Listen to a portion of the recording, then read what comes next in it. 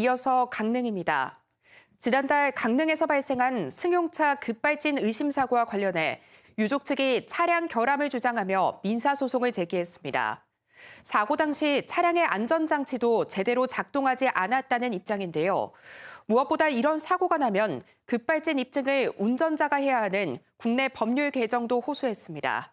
정명구 기자가 보도합니다. 엔진에서 굉음이 나더니 앞선 차를 들이받고 600여 미터를 더 질주합니다.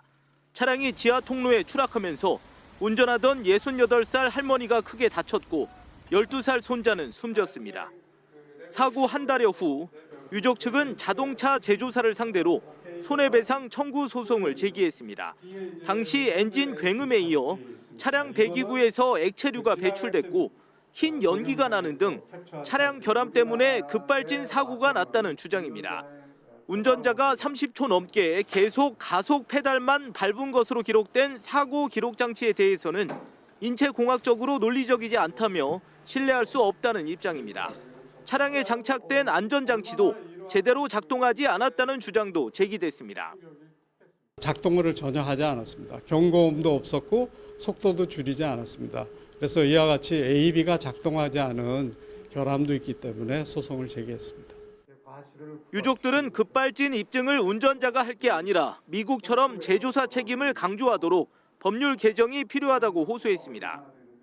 급발진 사고의 원인 규명을 해야 되는 이 안타까운 현실도 너무나 참 개탄스럽습니다. 동일한 문제들이 발생되지 않았으면 하는 마음으로 이 자리에 섰습니다. 자동차 제조사 측은 아직 경찰 수사가 마무리되지 않아 관련 입장을 내기 어렵다며 수사에 적극 협조하겠다고 밝혔습니다. 급발진 여부를 밝히는 데 보탬이 될 것으로 보이는 국립과학수사연구원의 정밀 감시 결과는 다음 달쯤 확인할 수 있을 전망입니다. KBS 뉴스 정명구입니다. 강원도와 폐광지역 시군이 폐광지역 창업 활성화를 지원하기 위해 오는 26일까지 참여기업 신청을 받습니다. 올해 지원 대상은 폐광지역에 창업하는 36개 기업으로 주민창업기업에는 5천만 원, 지역재생 창업기업에는 1억 원의 사업 자금이 지원됩니다.